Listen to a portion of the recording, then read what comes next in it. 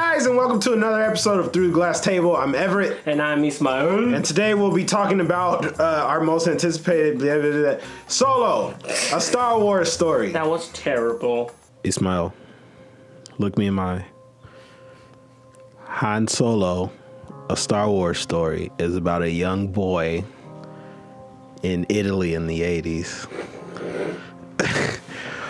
who was taken under the tutelage of his family's... On the film. Fuck you.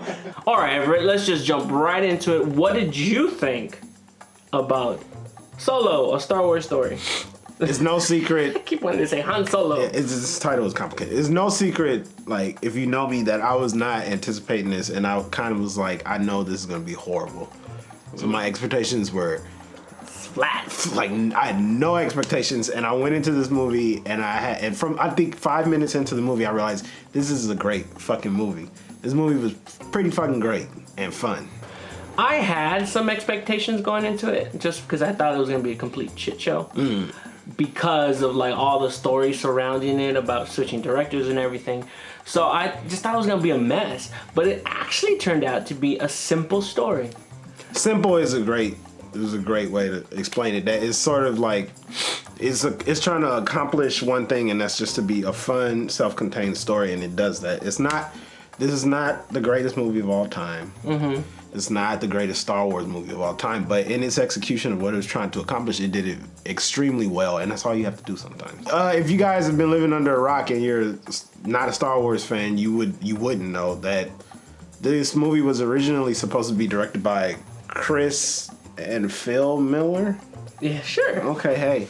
And so the guys that did the Lego movie, the Lego movie, and Community, I think is where they started too. So I don't know who these guys are, but they were fired after completing the movie, like 100% completed the movie. I don't think it was 100%. I think they were having trouble executing most of the stuff. And then Kathleen Kennedy and Lawrence Kasdan was like, "Bitch, you're ruining my movie." Yeah. So they were fired, and Ron Howard was brought in to finish the movie off. So Ron Howard is the director of this movie. I'm not a big fan of Ron Howard stuff. Like, I'm not, Apollo 13. It was like probably the one I always go to as a Ron Howard film. But you don't like Backdraft? You remember Or Backdraft? At the Sea. Oh, Or no, at the. I talk about that. Like, I'm not saying he's a bad director. I just think that he is. He knows what he's doing, but I can't tell that I'm watching a Ron Howard film. What would you say is like he does the assignment, but that's it? Like, he doesn't bring anything special or like what his signature film. I think, what you're trying to say. Yeah. There's no like when I'm watching a Martin Scorsese film. Like, I know I'm watching a Martin Scorsese film because of like the quick shots and the dialogue is so quick. Just like Tarantino, the back and forth dialogue is very, very quick too. He does a good job telling the story. Yeah. So I have mad respects for him in that purpose because it's clear, and it actually he depends a lot on the actors' portrayals and their emotion, and like clarity of concept with him. Yeah. So I think how the movie worked in its simplicity, he did a really great job. Yeah, I think in this example it worked towards his favor because the story is what matters. The writing is what makes the movie great, which is written by Lawrence Kasdan and his son. Yeah, I think Jason. Johnny Kasdan, John. Johnny Kasdan and Lawrence Kasdan. Lawrence Kasdan, if you don't know, wrote Empire Strikes Back and parts of Return. Yeah, of Return, and I think Force Awakens. Yeah, they brought him back for Force Awakens. And Dreamcatcher. He directed Dreamcatcher. Boy, that's my favorite film. Okay, hey. Yeah, I just think he knows what he's doing.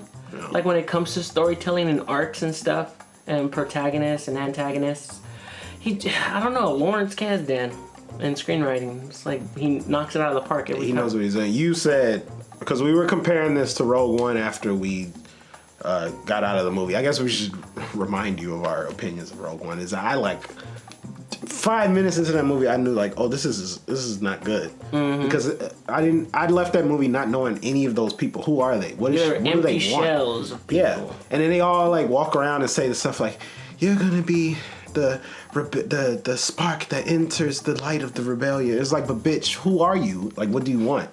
And you said when it was over, like, these are people, and you know that they care about each other. I said as an ensemble when they got together, these ragtag group of smugglers, that I actually felt that they cared about each other, because in Rogue One, they were just so empty. Like, their emotions towards one another didn't make any sense to me, and then to have that be wrapped up with them actually kind of being in love in some sense. Remember that? Yeah. I was like, I don't get that. But in this one, I felt because he focused so much attention on giving us a backstory without actually giving us a backstory of Han Solo and his relationship to his first love. I'm assuming, and how that has basically transformed him into the person he becomes. Because this is what the movie's about. This is about how he becomes the Han Solo ironic person. Yeah.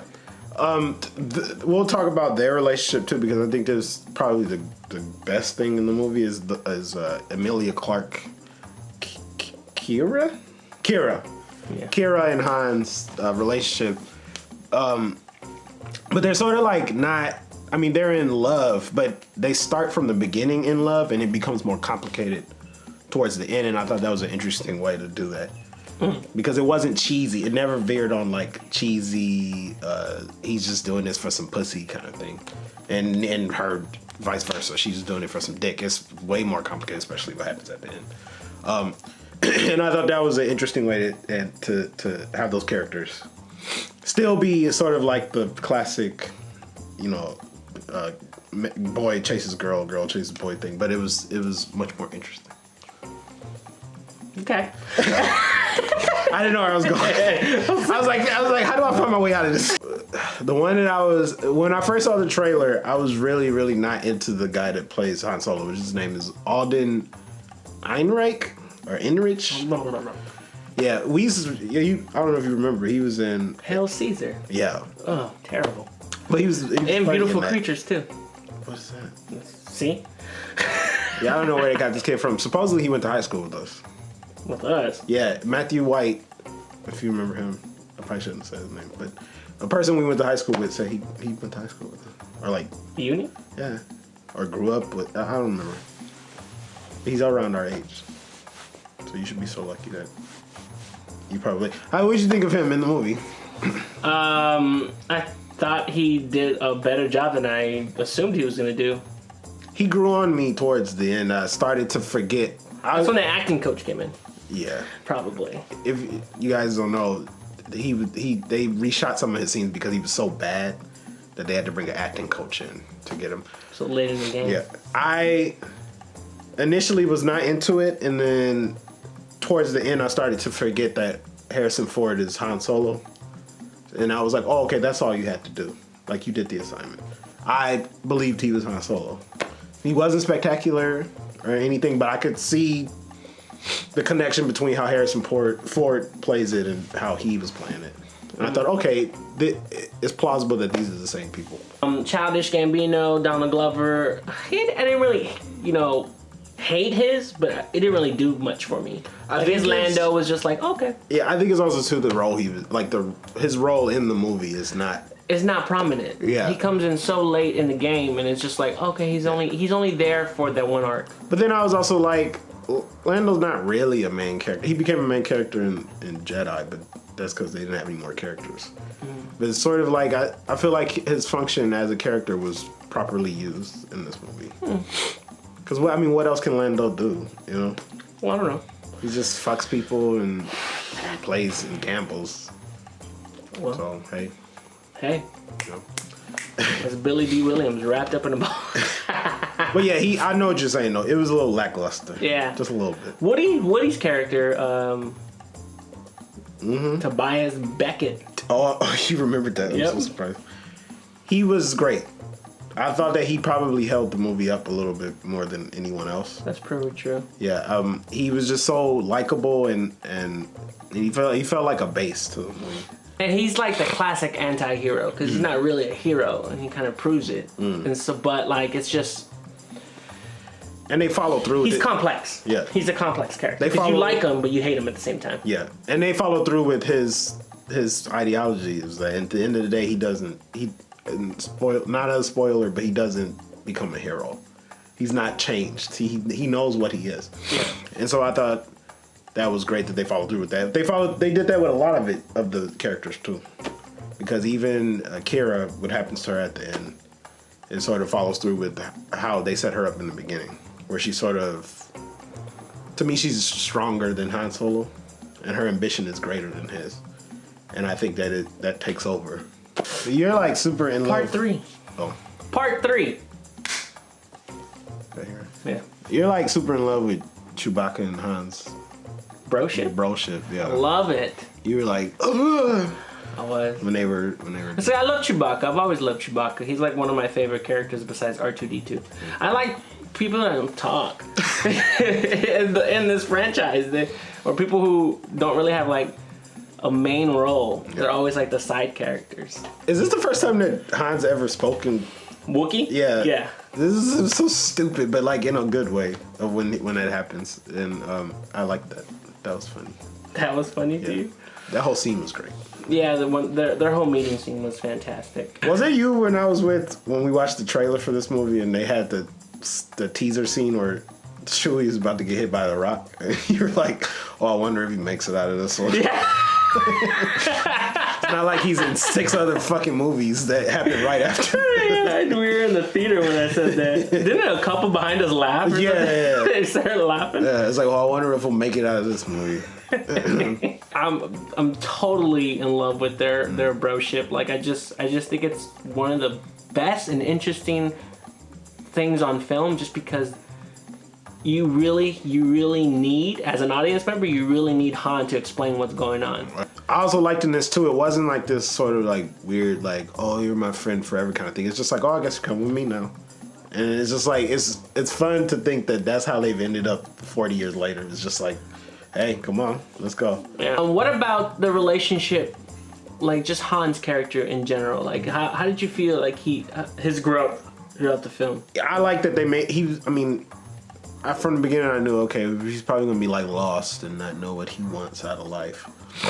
But I don't know how to explain how Lawrence Kasdan made it a bit more complex than that. It's because he had determination. He had one goal. Yeah, he's not just sort of like walking around like, oh, I don't know. Exactly. Like he had one purpose, and that led him all the way to the end of that film. Yeah. So I think the complexity of his journey or his growth comes from realizing that not everything's gonna stay the same. Yeah. Like it's always gonna change, but maybe the reason why he becomes kind of like a cynical person is honestly he's just protecting himself. Well, I was gonna say that's even from the first Star Wars movie, that's always been obvious that that's just like a wall.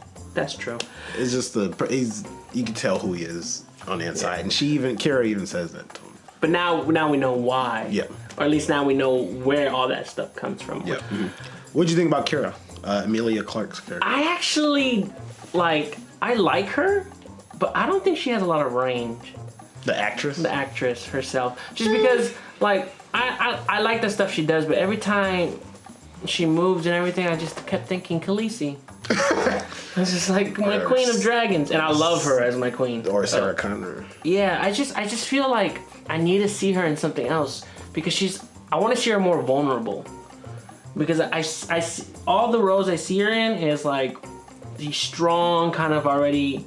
She's hiding something all the time. I want to see something else. Like I want to see where else she can take herself as an actress. Well, I don't know much about Game of Thrones, but I don't know. That's just me personally.